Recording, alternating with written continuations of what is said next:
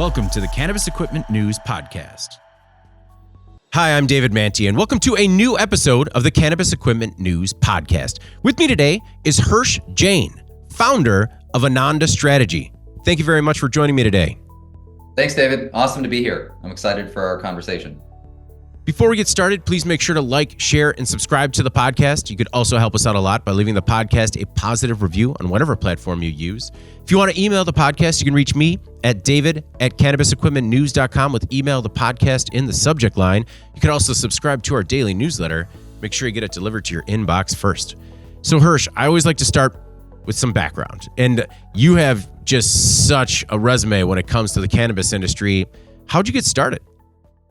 Yeah, David, I've been lucky enough to work in the cannabis industry for the past 6 years, but really, I think my engagement with cannabis goes back to, all the way when I was a young person. I started doing, volunteer nonprofit advocacy work in cannabis when I was 17, when I first got to college. I worked in the UC Berkeley Public Defender's Office as the cannabis lead, defending students that were accused of cannabis violations by the university, which back then, I'm kind of dating myself now, but back when I was a freshman in college, what that meant is that you could get your financial aid revoked or get, expelled really easily. So, being from California, Northern California, I'd been passionate about the plant for a long time, had probably been familiar with the plant for longer than I should have been, but was really passionate about it. Started doing that advocacy work in college, went to law school and did a lot of work on the racially disproportionate impact of the war on drugs. So that's all a way of saying, this is an issue that I've been passionate about for a long time. But in the past 6 years, like many people, I feel lucky that I've been able to apply, whatever skill sets I developed along the way in the cannabis industry. So it's really like life coming full circle, and it's a dream come true for me. So yeah. Some of that early advocacy work, sometimes it steers people away just because they get a bad taste in their mouth as to sort of the road they face. What was it that made you stay the course? I mean, I think it's just a lot of what makes other people continue to engage with cannabis, right? First, just the recognition that cannabis's prohibition has disproportionately kind of impacted communities of color. So it's tied up with a lot of the sordid racial history that exists in the United States. So that, provided some sustenance. I'll also say being Indian, being South Asian, I come out of a culture that has deep familiarity with the medical properties of cannabis. And so I saw my engagement as a way of elevating the idea that cannabis is medicine and kind of like reconciling these two cultures that I'm from, right? One, the Indian culture with the deep history of cannabis that goes back to, my grandfather and my great-grandfather and the way they used to religiously consume cannabis in India, and figuring out how you can make those same ideas kind of work in a Western context and maybe use the Western education that you've developed in your familiarity with the institutions of the West to kind of push this movement forward. And there's nothing else that I'd rather be doing. I maybe like you have had other jobs that weren't so exciting, that weren't things I was passionate about. And this industry, for all of its challenges and its struggles, is something that I think is important. And so that sustains me every single day. So what was that point 6 years ago that you kind of got into the industry full force? Totally. Yeah. So I'm from California, as I mentioned before. And so after, I had watched the cannabis movement with great interest and attention. I think like a lot of people who are passionate about the plant, I watched what happened in Washington and Colorado in 2012. I watched the other states that came after it. And then California legalized in 2016. So I'd been watching and cheering on this movement with great interest, but living in California in 2016, after California went adult use, I was like, I need to work in this industry, right? It's part of my life journey to work in this space. And so I think, David, that was kind of the trigger moment. And to be a little bit more specific, when I decided that I needed to work in cannabis, I was working at Airbnb, the tech company in San Francisco, which is, by the way, one of the best jobs I ever had. And really, when I, in my late 20s, really learned to put a lot of different skill sets that I developed together. But, my amazing job at Airbnb, which I got out of sheer luck because they had just a company full of engineers and they were looking for someone who was a non-engineer to do this for them. I was lucky enough to help negotiate their policy agreements around the world for a several-year period. So everywhere from San Francisco to LA to London to New York. I got to live in Japan for a few months, the first time I had ever been there, and passed the Airbnb regulations there. And, the insight that I had was that short-term rentals actually had a lot in common with cannabis. It was regulated at a hyper-local level in the same way that San Francisco's going to have a different policy on Airbnbs than suburbs. So is true for cannabis. And I felt that, the same thing was kind of applicable. It was regulated at the local level. And here was a product for which there was immense consumer demand, but there was yet to be a legal and regulatory framework kind of surrounding it. And so long story short, I quit my awesome, cushy job at Airbnb, which was, really an amazing place to work during the zenith of tech, excuse me. And, I spent about a year figuring out how to break into the cannabis space with that thesis that same skill set could be applicable. And after about a year of trying to work for every cannabis company out there and them not hiring me, one of them finally gave me a chance, and that hypothesis has largely been validated. So it's awesome the way it's turned out, really. What was the first one to give you a chance? MedMen was the first one to give me a chance. And I got rejected by every cannabis company out there, every dream job that I thought, that I wanted. So whether it's like Ease or Flowcana, right, or Weed Maps, all of them were looking for some hyper specific knowledge, knowing CEQA, for example, that I didn't have. And so I worked at MedMen, and look, I don't need to retell, kind of the stories of MedMen. I think people are familiar with it. And I'll say, despite all of its flaws, and I was only there for about 6 months before I jumped to Caliva, another cannabis company.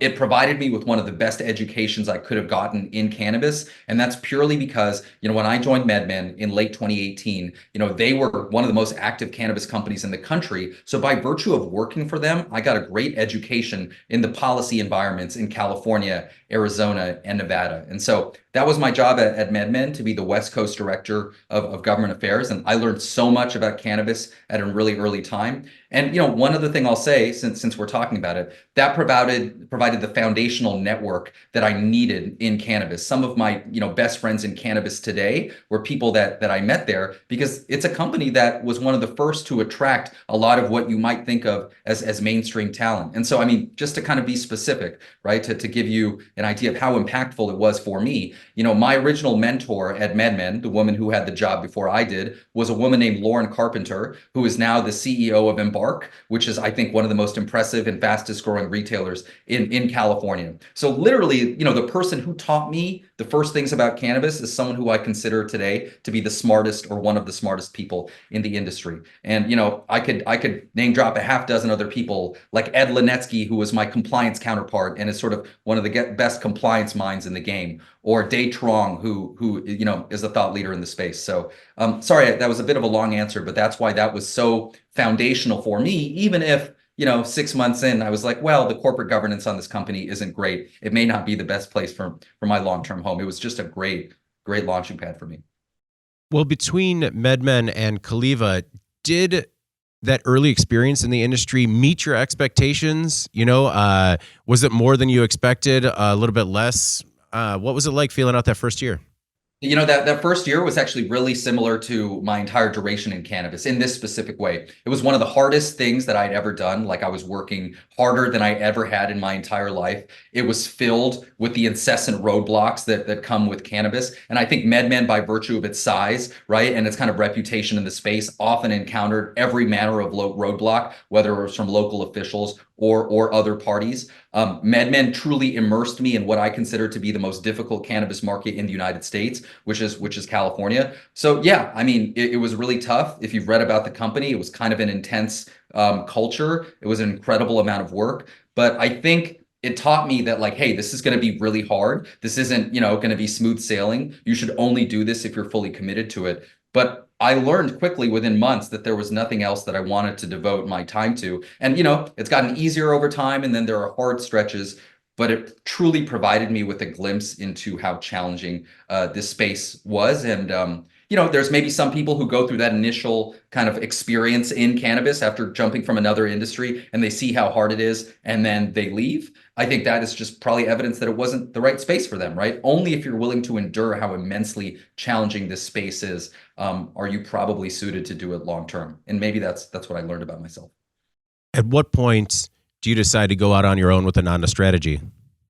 This was, I think, like many people during COVID, right, is when I sort of thought about making this pivot. And so I was at MedMen, and then after that, Kaliva hired me to be their director of government affairs. So I was the West Coast director of MedMen. Kaliva was the first time I got to fully own a function, and I was there for a year and a half. And again, I would describe it as similar to MedMen in many ways, by which I mean, there it was another big cannabis company, and I think we all know in California, those folks by and large have not turned out well.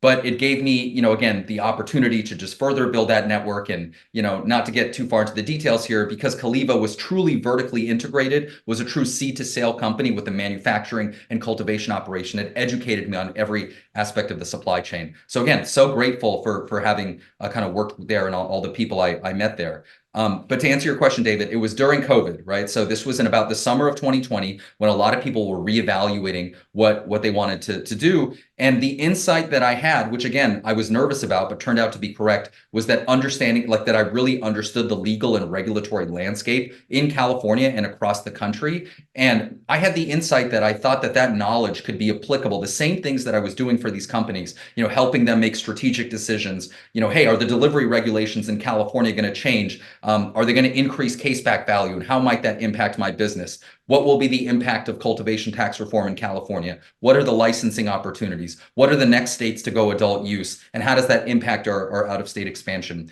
I had this thesis that knowledge could be applicable not just to one company, but to companies, across the supply chain. And one thing I'll mention quickly is prior to working at Airbnb, I was a strategy consultant at McKinsey, a big consulting firm for a number of years. And what was funny to me is when I had that job as a young person, like I got to learn a lot, but I had always had this nagging fear that I didn't really know what I was talking about, right? I was this young person in my early 20s that was supposedly giving business advice to all of these different entities. And it was great to learn about them, but I didn't fully know what I was talking about. But in this role, which now I've had for 4 years, the really empowering thing is, this is a subject that I'm really passionate about. And I think I know a lot about, and I have a lot of fun helping big companies, small companies, plant touching companies, investors, technology businesses navigate this really complex minefield that I think we all spend a lot of our time thinking about. So, in your opinion, what do cannabis operators need the most help with? What do cannabis operators need the most help with? I mean, I would say the answer is almost everything, right? And so there are some like skill sets that I have that may be helpful, right? But I think that cannabis companies, to state the obvious, need to put together every part of the puzzle. So I think the ways that someone like me can be useful is, if you're a cannabis retailer or if you're a cannabis brand looking to expand out of state, or if you're an investor, one way that someone like me can be helpful is understanding, state regulatory markets and the mechanics of those markets and their licensing structures and how they're likely to evolve over time and what growth opportunities are reasonable, in that context. To just give, really specific examples, knowing that Ohio might go adult use, right? Or knowing that Virginia added flower to its medical program. So I think that kind of information can be useful to a wide variety of companies, whether they're big or small retailers or manufacturers or testing labs. But I think the real fulsome answer to your question, David, is there's so much cannabis companies need help with that is outside of that scope, right? Things that I know very little about, right? Managing your inventory is incredibly important, retail best practices. And so I think perhaps the answer to your question is by virtue of this being such a complicated business, by virtue of it being an agricultural business and a branding business and a manufacturing business and a retail business, it requires immense competency across the entire chain. And that's why I think people with that competency can be helpful.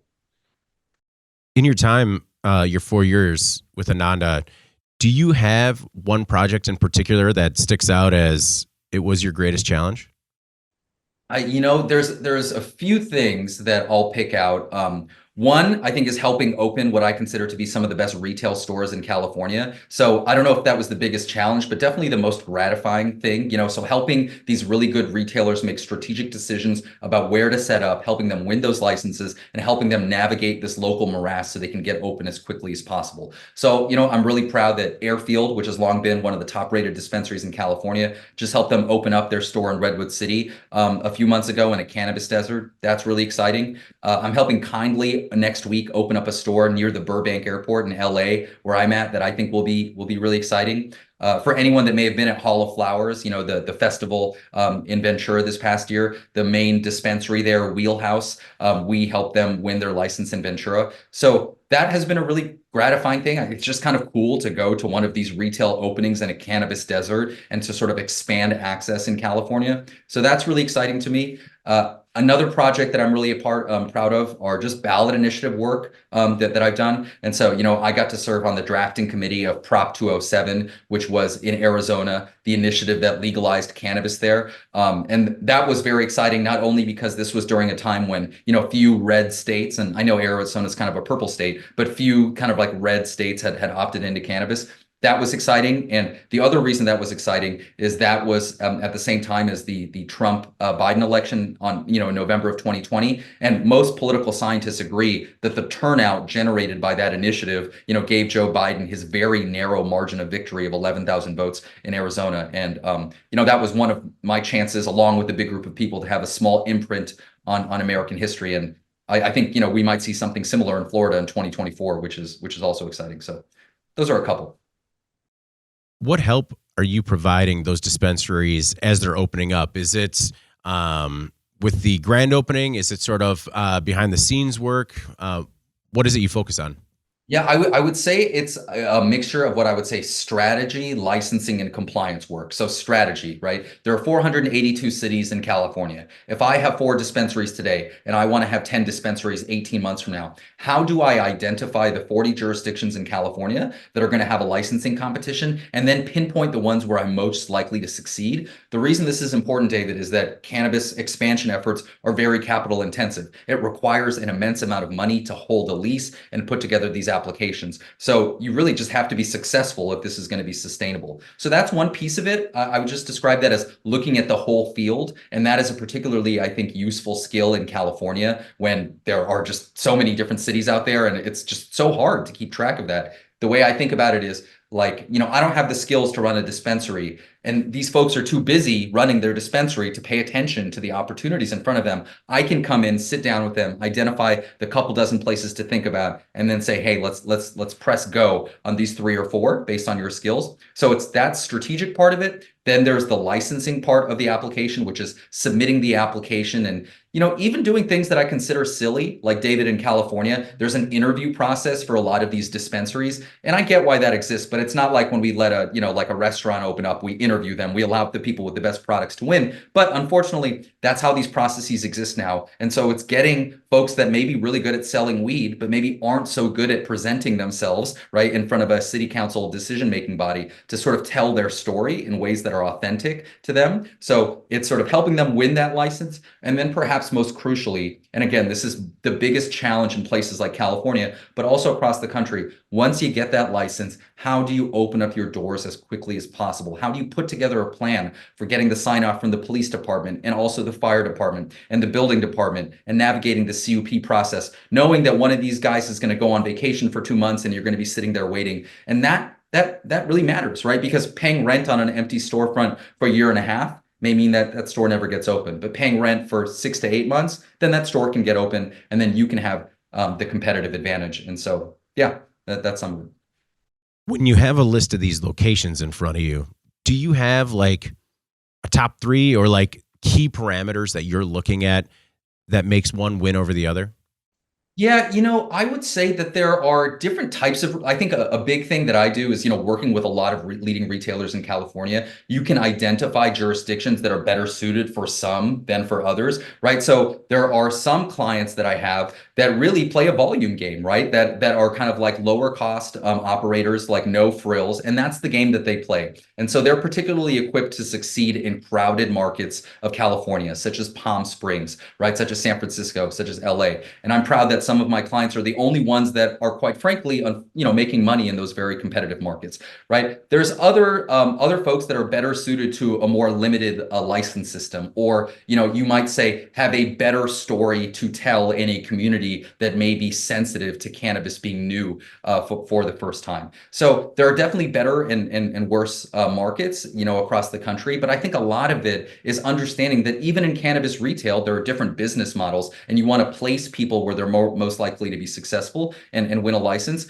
But to directly answer your question, like what are the obvious things or what are the things that one should pay attention to? You should pay attention to, okay, what is the population, right, in the city? What is the concentration of retailers in neighboring areas? So for example, there are some parts of the Central Valley, the more rural part of California that have very limited access to cannabis retail, where you're going to be one of the few games in town. So I think that's another one.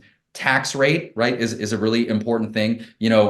People outside of California may not know that in California, some cities impose a 10% tax on cannabis sales. And just for context, in other states like Missouri or New Jersey, the most a city can charge is 3%, right? And so paying attention to the tax rate. And then I would say perhaps most crucially is like the zoning CUP process, right? There are some cities in which the zoning is so restrictive that there's a finite number of properties available, and that inflates the price of those properties so much that the carrying cost of those buildings are just exorbitant unless you're really well capitalized, or you're just not the kind of retailer that's going to be successful operating in a remote industrial part of the city. And so this probably isn't the city for you. So it's a lot, and I think that's why the choice of where to apply is so important, because you want to know that you can win and that it works with your business model. Are there any markets for you that are non-starters that you just wouldn't play in at this time? I wouldn't say there are any that are non-starters, but I think you just have to acknowledge that some of them are incredibly competitive right now. Right. So California is a really challenging market. Unless you're really thoughtful about where you're going to set up, that's hard. I would say Oregon is another example of a market that is so highly saturated that even if you're an incredible operator, it's still going to be tough, right? So one of my clients is Nectar, a great retailer in Oregon, one of the most competent operators in America. But that's a really hard state to operate in. And so there are some states that are just tough in general. I will say on the back side of that, there are opportunities. So I think Colorado is an example of a market that has gone through acute stress over the past couple of years. One of the consequences of that is that a lot of these assets are up for sale. And so I think on the back sides of those distressed markets, there are opportunities for folks to enter. So I think that's when it comes to challenged markets. And then there are the obvious examples of the markets where, quite frankly, I think if you have a setup there, you are bound to do very well. If you have the right setup there, you're bound to do very well in Ohio, a Florida, a Missouri, for example. What is your opinion on Florida's potential? I think Florida is maybe the most exciting thing that's happening in U.S. cannabis right now. And I think it's so exciting and interesting that you could spend an entire episode talking about Florida. So I'll try to keep my comments measured, because I know we don't have that kind of time. But look, Florida is incredibly exciting. I think just to state what many folks know, the Florida Supreme Court recently ruled that a cannabis ballot measure will appear on the ballot in November 2024. So we will see a vote in November 2024. As many people may also know, Florida is the only state that requires a 60% vote in order for the initiative to pass. And so there's a much bigger hurdle in Florida. But I'll just lay out to you the reasons why I'm really optimistic that Florida is going to pass, right? So first, Florida, even though it's a red state, when it passed its medical cannabis ballot measure back in 2016, it got 71% of the vote, which is the highest vote that any cannabis ballot measure in Florida history any ballot measure, in Florida history for 150 years has ever received. So that's really encouraging. Florida also has a highly robust medical program that is normalized in the state. And so that tends to, build people's comfort with cannabis. I think it's also worth noting that polls suggest that 65% or more of Floridians support cannabis. That's really encouraging. A couple more encouraging things that I'll mention. It's a presidential election cycle. And, those who follow American politics know that cannabis ballot measures do much better during presidential election cycles, because the electorate is different. And, again, not to get too far into the weeds here, there will also be an abortion rights measure on the ballot in Florida that tends to generate turnout that's supportive of cannabis. And, even the Biden campaign, which had written off Florida, and I think it'll still be really hard for Joe Biden to win Florida, they're now going to invest in the state because cannabis and abortion rights are on the ballot. And so, I think regardless of what your politics are, if you're a supporter of cannabis, you should be encouraged that the Democrats are going to play more in Florida, because that'll help with turnout. So I'm happy to tell you what its impact is, or tell you my opinion on what its impact would be if it's passed. But those are all the reasons that I think it'll pass. Yeah, no. Tell me the impact. Yeah, I mean, I think that Florida will be the healthiest cannabis market in the United States. And look, it is a more than a $2 billion dollar market today. I think it will be a $6 billion market. The way that I would think about it is what we will see in Florida is the same thing that happened in Missouri, but 4x what happened in Missouri because of its population. Now, why? And I think this is all kind of intuitive and predictable if we just look at the map, right? In Missouri, we all kind of suspected that would be an incredible state because, sure, it was transitioning to adult use, but unlike a New York, unlike a California, it had a robust medical infrastructure across the state that was going to be grandfathered into adult use, right? If you looked at a map of Missouri before adult use sales, you'd be like, man, you got a couple hundred dispensaries all over the state that will automatically start adult use sales. The same thing is true in Florida, right? If you look at a map of Florida, those 600 dispensaries are perfectly organized across the state. So that's the first reason, which is robust medical access.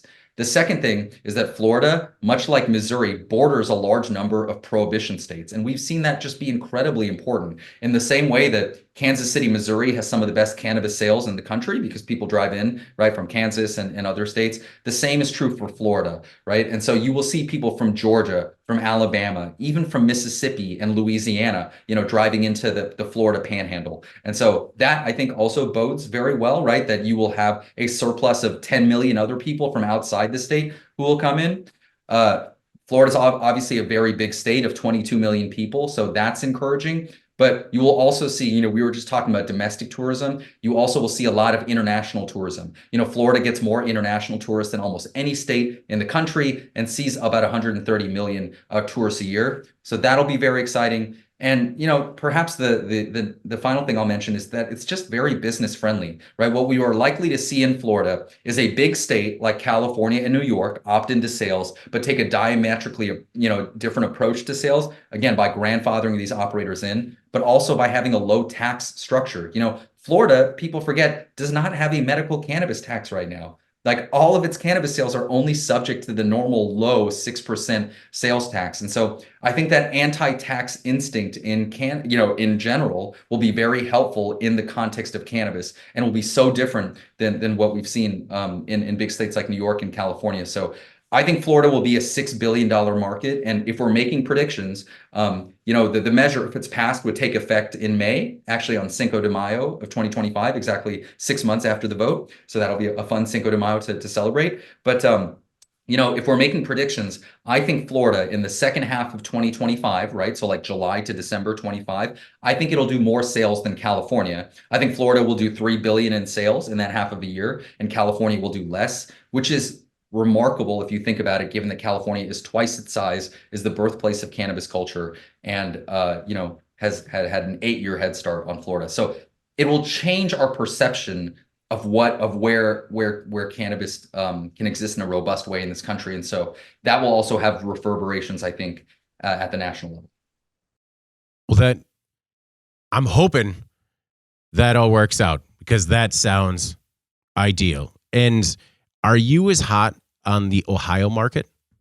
I'm really hot on the Ohio market as well, and for very similar reasons. I would say, I was describing Missouri, Florida as like Missouri, but a 4x. I would describe Ohio as like Missouri, but a 2x. And I think the reasons are all very similar. Now, first, just as a procedural matter, what we should note is that Ohio, as I think listeners may know, they have already passed an adult use measure. So Florida has yet to, and I'm very optimistic that it will, but Ohio has already passed a measure. We're currently going through this implementation period where there's a lot of back and forth, right, between the legislature about whether they want to revise the initiative. But most analysts believe that we're likely to see sales start in early September. There's a September 7th deadline by statute. So maybe the first thing to note about Ohio is it's coming up much more quickly than Florida is. And, we could see it in the next 5 months or so. So that's one thing to note. And why is Ohio so exciting? Again, it shares the same characteristics of a Missouri and Florida, right? So Ohio already has 130 dispensaries across the state. Some of them are in Cincinnati, the southwest corner. Some of them are in Appalachian, Ohio,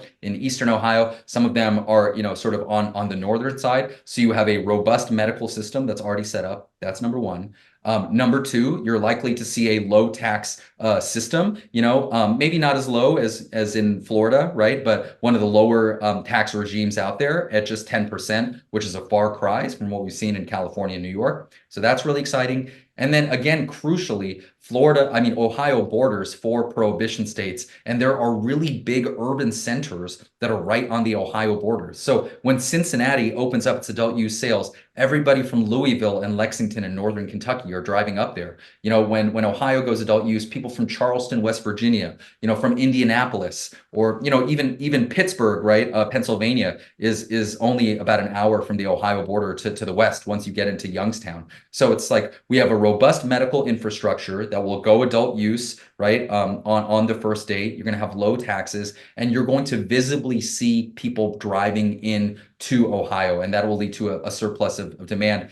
And maybe one other thing, and in my opinion, there's kind of a theme emerging here with these red states, is that, we've just seen Ohio's proposed rules, and they still have to finalize them. It, won't be until May that we finalize those regulations, but they just came out a few days ago, and I was reading through them. Ohio will allow for drive-throughs, for example, which are basically outlawed in California, right? The birthplace of cannabis culture. Ohio will allow for self-service kiosk machines in dispensaries. Ohio will allow dispensaries to be open until 11 p.m. And so you see this kind of fascinating thing where none of the Republican political leadership in Ohio wanted cannabis to pass, but it did by a 57% margin. And now that that's the law of the land, you see a less regulatory intensity. And that, I think, is one of the really curious things that's happening in cannabis, a movement that was initially, let's be honest, driven by blue states, which is something they should be proud of. Now in a lot of these northeastern states and on the West Coast,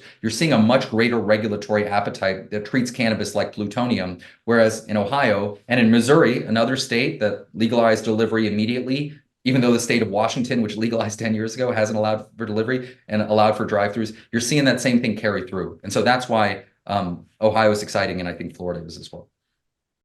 What are your thoughts on other measures in South Dakota, Arkansas, and Nebraska? Yeah, I think those are smaller states, and so they're important too. And just on the topic of small states, right? Sometimes people overlook smaller states because they're not Ohio, they're not Florida. But the way I think about it, David, is, the more states that legalize adult use, the better it crystallizes the insanity of this federal state conflict. Right now, 24 states have legalized adult use. If you and I were talking 18 months ago, it would have been about 17 or 18 states. I actually think that really matters, even though there are small states like Rhode Island, because now in most of the articles I read, it says half of the states have legalized cannabis. So I think maybe that's the first thing, which is once you get up to 25 or 26 or 27 states, it kind of just makes it evident in a very quick way how much it's insane that cannabis is still Schedule 1. So small states matter. That's what I would say. And by the way, that's why I was so disappointed. We're talking about some good news, but I was so disappointed to see that Hawaii, for the 8th year in a row, is not going to legalize cannabis.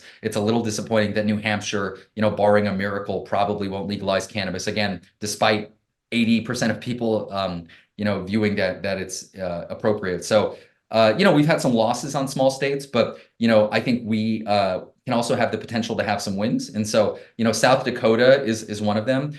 In South Dakota, they're still collecting signatures, but there's a May deadline to collect signatures. If it appears on the ballot in November 2024, I think South Dakota will legalize adult use. And, you may remember that in 2020, South Dakota actually voted to legalize adult use, but it was later invalidated on constitutional grounds by the Supreme Court, which I think was pretty flagrant judicial intervention. And so we've seen this movie before. It got 54% of the vote in 2020. In South Dakota, it actually then lost in 2022 in an off-year election. So that just goes back to what we were saying before, presidential cycles matter. So I'm optimistic about the fact that South Dakota would put it on the ballot and that it'll pass if it's on the ballot. And so, imagine a world in which, you and I are talking 7-8 months from now and Florida passes and also South Dakota passes. And we're like, okay, like now 60% of Americans live in an adult use state and 26 states have legalized it, et cetera. So that's why South Dakota, I think, is exciting. And then there are a couple of medical ballot measures that will probably get less attention, but that I still think are exciting. And these are the medical measures in Arkansas and Nebraska. And so to talk through them real quickly, Arkansas has long had a medical program, but it's been pretty restrictive. They've had less than 40 dispensaries, which is not very many in a state of 3 million people, right? The renewal requirements are very hard for medical patients. You can only see a specific type of doctor, right, to get a prescription.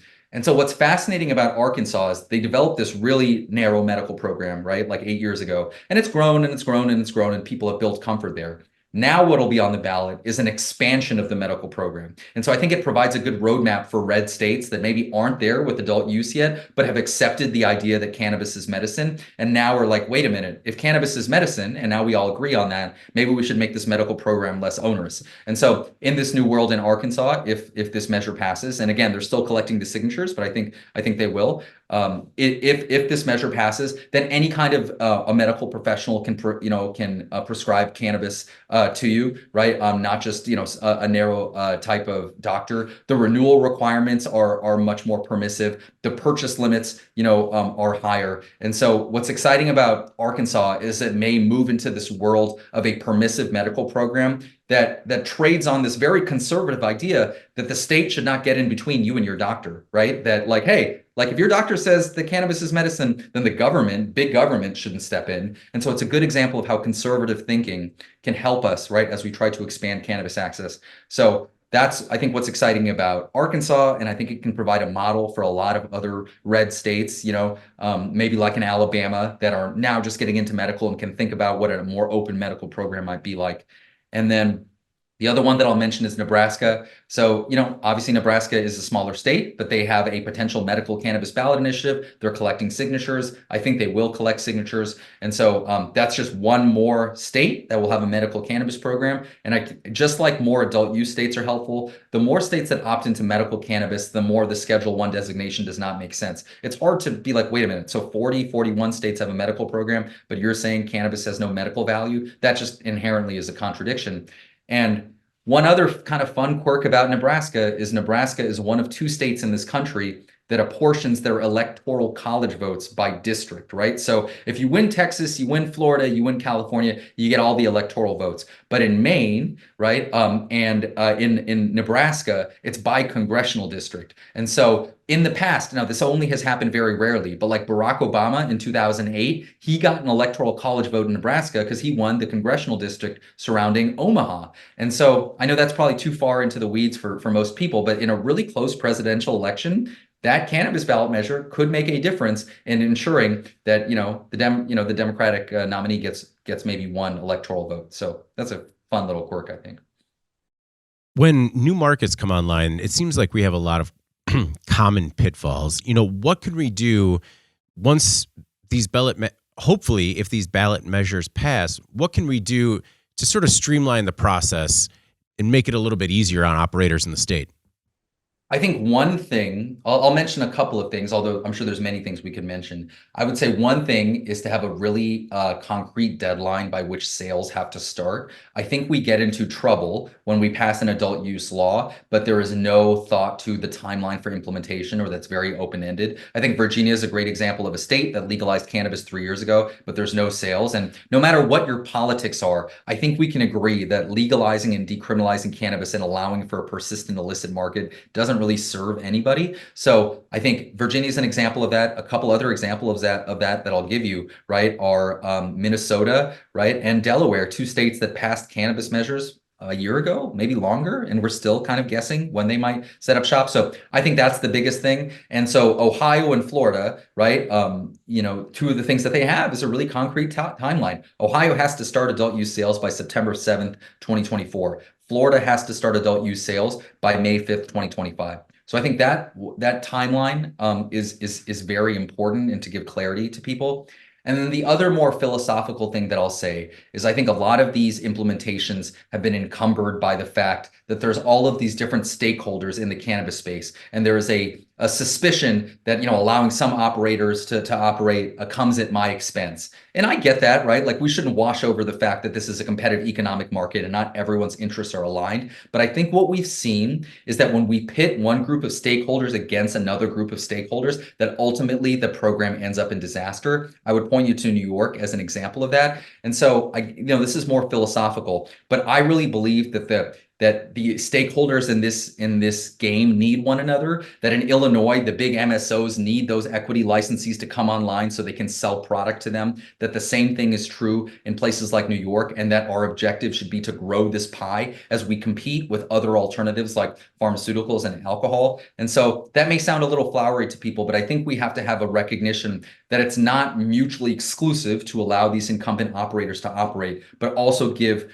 these new operators a chance. And I think a state like Maryland is a good example of, a state that has tried to thread the needle, that has said, okay, we're going to allow these existing operators to open up shop first so we don't have this rampant illicit market, but all future license priority goes to equity applicants. And we will try to gradually democratize this market over time so everyone can share in its spoils. I think that is just much better than a purely ideological approach that says these people are good, these people are bad, and these people shouldn't be able to operate. And I'll say again, we have these debates about how we should set up these programs. But if we really care about patients, right, there's a lot of ink spilled and a lot of noise made here about patients in this space, then patients deserve the right to access safe, affordable product reasonably. And if we're willing to discount them because we only want certain types of people to be the operators there, then I think that calls into question whether we care about patients. So sure, we should distribute the economic gains of this industry in a way that is fair, like monopolies are bad, but we should also consider that we did this for patients, right? Because this is a public health issue. So what's it going to take to make it happen in Wisconsin? That is a great question.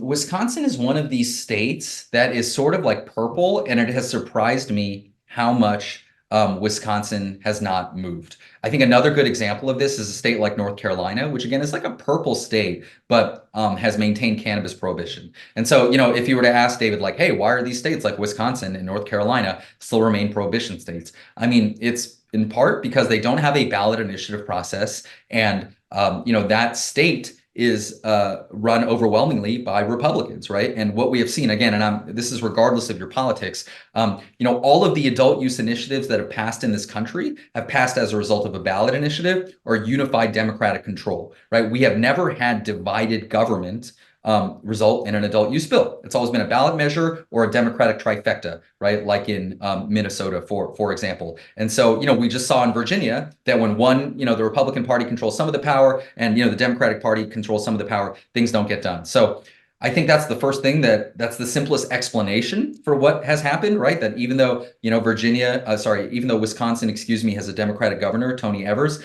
there are folks in the GOP legislature, like the speaker, Robin Vos, who are adamantly opposed. So that's the reason as to why this hasn't happened. I'll just make two maybe obvious comments about what may affect this impasse. And obviously there are people like Senate Minority Leader Melissa Agard, who's been doing a lot to sort of make this movement move forward. But what are the things that are going to break this impasse? I'd say the first and probably the most important things are just neighboring states opened up. Like I always think I was reading an article this morning about Wadsworth, Illinois, right? A place that I had never really heard of before, but is in the far northern corner of Illinois that borders Wisconsin. And Planet 13, another operator has similarly opened up a store around there.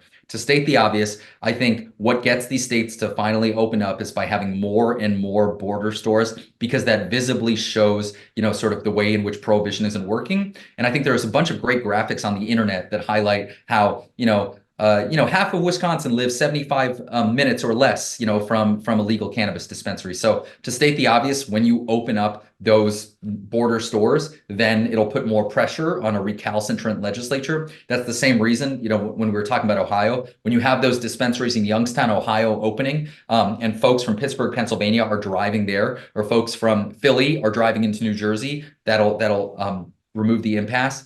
And then I think the other thing I just say, David, is the proliferation of these hemp intoxicant products may potentially wake people up to how prohibition doesn't work. And I realize that this is a complicated topic, that a lot of people have different opinions on these hemp products. And some people properly point out that they're a lifeline for people who don't have cannabis access. Other people identify how many of them are made unscrupulously. So without going into that whole kind of challenging debate, what I would just say is, prohibition doesn't really make a lot of sense when there are businesses in Wisconsin opening up that call themselves dispensaries and have huge signs that say THC there. And so my hope is that that can sort of really crystallize how, in many of these states, Wisconsin, Virginia, Texas, that have retained airtight prohibition, that's what happens. And, I don't think that makes a lot of sense if I don't think it makes a lot of sense to hold an anti-cannabis position if that's what's happening in gas stations in your neighborhood.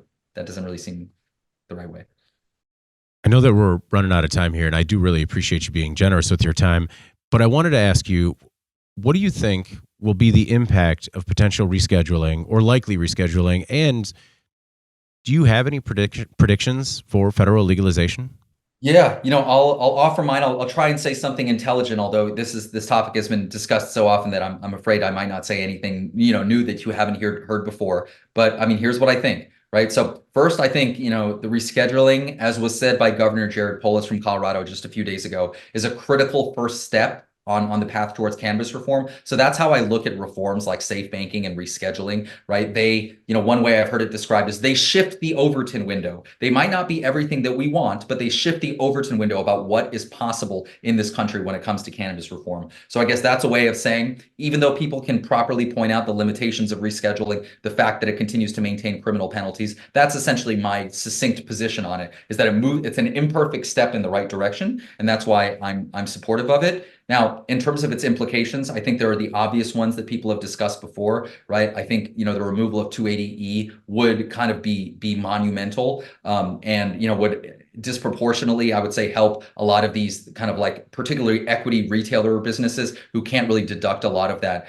before. So I think that tax structure is critical. And I think there's a link between taxation and equity. So I think that matters.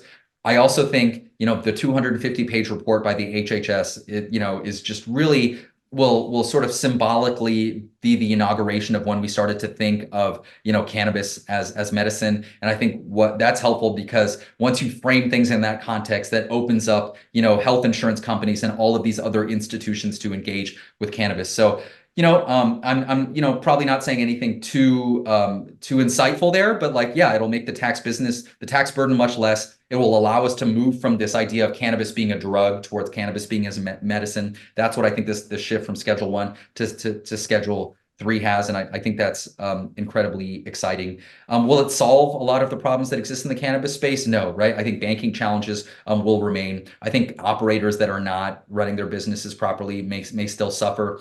Rescheduling may come too late for a lot of businesses in places like California. So that's my thoughts on rescheduling. And at the risk of sort of putting a flag in the sand, like I think we're going to hear back from the DEA sometime in April or May, right? I know people are kind of reluctant to make predictions here, and we've been playing a waiting game for a while. We'll see how this prediction turns out, but that's what I think, right? That we'll hear back from them then, and that'll start the process of developing this final rule. And I'll say finally on your question about federal legalization, what I will say is, I guess just going back to what I was saying before, that rescheduling is the first step in a process. And so I can see rescheduling and safe banking unfolding over the next few months. I could see over the next year or two the beginnings of a meaningful conversation on interstate compacts, right? That would allow for the state siloed structure to be broken up a little bit. And to facilitate that trade between states for all of the reasons that it seems to make a lot of sense. And then I see federal legalization as coming up at the end of that process. And so if you were to ask me like, hey, when's federal legalization going to happen? I'd say something like 2027, right? Or 2028. I don't see it immediately. But again, we're just going to slowly shift the Overton window. And I'll just conclude by saying, I think all of these things, what's exciting, right, to me, I know we've been through a lot in this space, but to have these things happening in concert with one another, to having this blue state phenomenon, cannabis, now become a red state phenomenon, right, with big red states coming online, to have, I know banking reform's been dangled in front of us for 5 years, but to have that finally have a chance, to have this, rescheduling develop. And I think that just generates more momentum, investor interest, consumer interest, more mainstream acceptance. And that's what we need to, quite frankly, reach legalization. In the context of a broken political system, you need overwhelming momentum to change the status quo. And so that's all of those things are the momentum that we need to get to the place that a lot of advocates want, which is descheduling. Well, Hirsh, thank you very much for taking that time today. Before we get out of here, is there anything else you want to make sure the Cannabis Equipment News audience either knows about yourself or your work at Ananda Strategy?